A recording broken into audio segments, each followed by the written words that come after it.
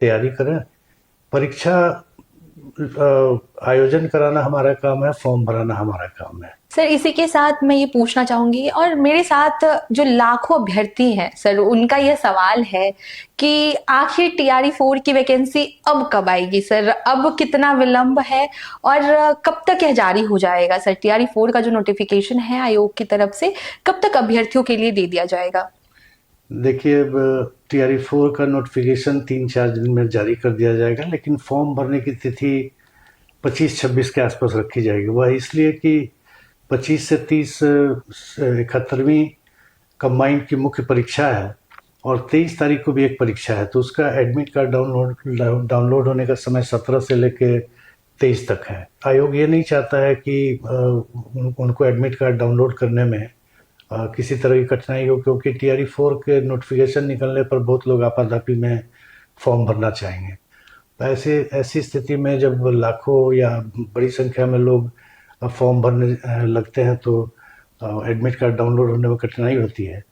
तो इसीलिए फॉर्म भरने का तिथि जो है वो 25 या 26 से रखा जाएगा, जो कि नोटिफिकेशन में लिखा हुआ रहेगा।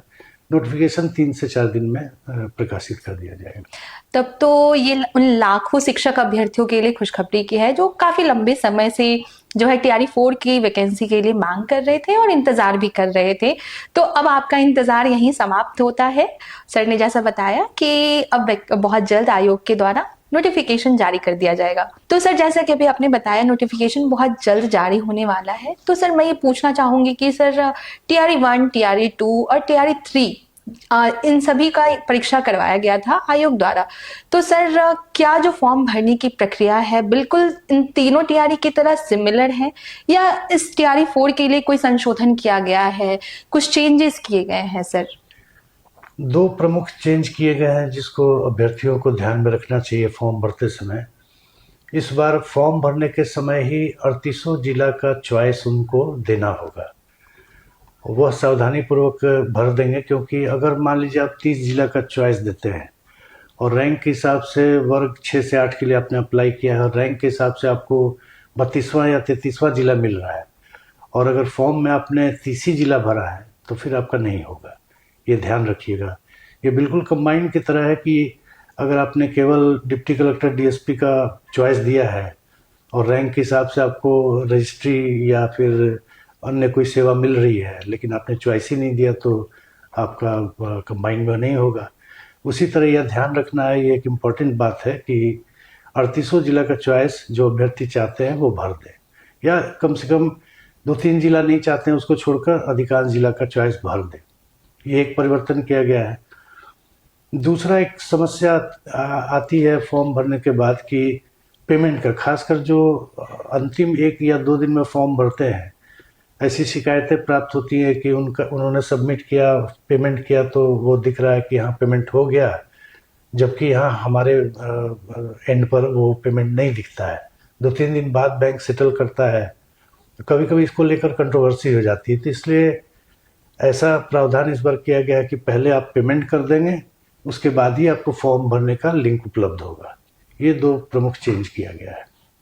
बिल्कुल, तो जो भी शिक्षक अभ्यर्थी फॉर्म भरेंगे इस बार, इन बातों का विशेष ध्यान रखेंगे आप भी फॉर्म भरते वक्त। सर TRE 4 में कुल कितनी रिक्तियां हैं, कितनी वैकेंसीज हैं, और सर क्लास वाइज कितनी वैकेंसीज हैं? देखिए, TRE 4 में कुल रिक्ति 46,882 है। इसमें 4 विभागों की रिक्तियां हैं। पिछड़ा एवं अति पिछड़ा वर्ग कल्याण विभाग में प्रारंभिक शिक्षक में 63 रिक्ति है, प्रधानाध्यापक में 9 रिक्ति है, माध्यमिक शिक्षक TGT जो होते हैं वो 98 रिक्ति है, उच्च माध्यमिक शिक्षक PGT जो होते हैं उसमें 189 रिक्ति है। उसी तरह अनुसूचित जाति अनुसूचित जनजाति कल्याण विभाग में वर्ग 1 से 5 में 239 रिक्ति है, वर्ग 6 से 10 में 316 रिक्ति है और वर्ग 11-12 में 489 रिक्ति है। प्रधानाध्यापक में 14 रिक्ति है। शिक्षा विभाग में माध्यमिक वर्ग 9 और 10 में 9,082 रिक्ति है। उच्च माध्यमिक यानी 11वीं और 12वीं में 16,774 रिक्ति है। प्राथमिक विद्यालय वर्ग 1 से 5 में 10,778 रिक्तियाँ हैं। मध्य विद्यालय वर्ग 6 से 8 में 8,583 रिक्ति है। और अंतिम में अल्पसंख्यक कल्याण विभाग में माध्यमिक वर्ग 9 से 10 में 98 रिक्तियां हैं। उच्च माध्यमिक वर्ग 11 से 12 में 180 रिक्तियां हैं और प्रधानाध्यापक में 9 रिक्तियां हैं। कुल मिलाकर 46,882 रिक्तियां हैं। सर, इसी के साथ हमारा आखिरी सवाल ये होगा कि इस पूरी प्रक्रिया के दौरान जो फॉर्म भरना है टीआरई 4 का, तो सर अभ्यर्थियों को किन बातों का विशेष ध्यान रखना है? सबसे पहले मैं कहना चाहूँगा कि फॉर्म भरने के 3 पार्ट हैं। पहला ओटीआर है, दूसरा प्रोफाइल है और तीसरा फॉर्म है। तो ओटीआर और प्रोफाइल अभ्यर्थी पहले से भर के रखें, तब फॉर्म भरने में उनको 10 से 15 मिनट, मैक्सिमम 20 मिनट का समय लगेगा। ऐसे फॉर्म भरते समय ही ओटीआर भरेंगे, प्रोफाइल बनाएंगे, तब फॉर्म भरेंगे तो वो लंबा समय ले सकता है। और ख़ास करके जब बहुत ज़्यादा संख्या में अभ्यर्थी फॉर्म भरने लगते हैं तो किन्हीं किन्हीं को कई तरह की कठिनाई आने लगती है।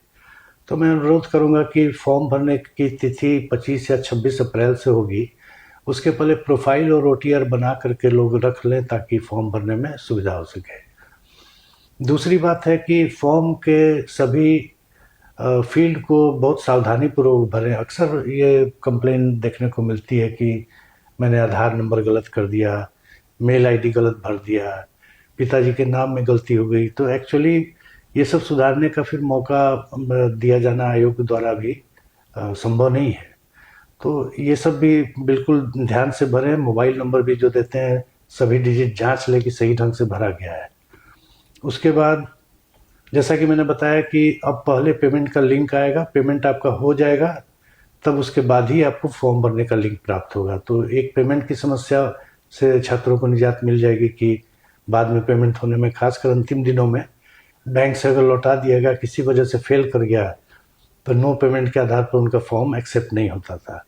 तो अब पहले ही पेमेंट हो जाएगा तो फॉर्म अपना भरकर सबमिट कर देंगे। दूसरा एक चीज़ होता है कि सबमिट करने के पहले, फाइनल सबमिट करने के पहले सारे डेटा को एक बार चेक कर लें कि सही ढंग से भरा गया है। जैसा कि मैंने बताया, ईमेल आईडी, माता पिता का नाम, आधार नंबर, मोबाइल नंबर, ये सब सही भरा गया है, नहीं तो बाद में बड़ी दिक्कत हो जाती है। और लास्ट में मैं कहूँगा कि अंतिम तिथि का इंतज़ार नहीं करें। बार बार आयोग यह अपील करता है कि शुरू में या बीच में ही फॉर्म भर लें, अंतिम तिथि का इंतज़ार नहीं करें, अन्यथा उनका फॉर्म किसी की वजह से गड़बड़ा सकता है फॉर्म भरना। तो यही सब मेन मुख्य बातें हैं। जो भी अभ्यर्थी पहली बार ओटीआर करने जा रहे हैं उनके लिए आयोग की आधिकारिक सोशल मीडिया हैंडल्स है, उस पर ऑलरेडी एक ओटीआर की पूरी प्रक्रिया का एक वीडियो उपलब्ध है। तो मैं अनुरोध करूंगी जो भी अभ्यर्थी ओटीआर करने जा रहे हैं उससे पूर्व एक बार अवश्य उस वीडियो को देख ले, ताकि आपके लिए प्रोसीजर्स जो है और क्लैरिटी हो जाए उसमें, और बहुत ही सावधानी पूर्वक अपने ओटीआर को भरें, क्योंकि उसमें संशोधन का कोई भी प्रावधान नहीं है। बिल्कुल जैसा सर ने बोला कि लास्ट डेट का वेट नहीं करें।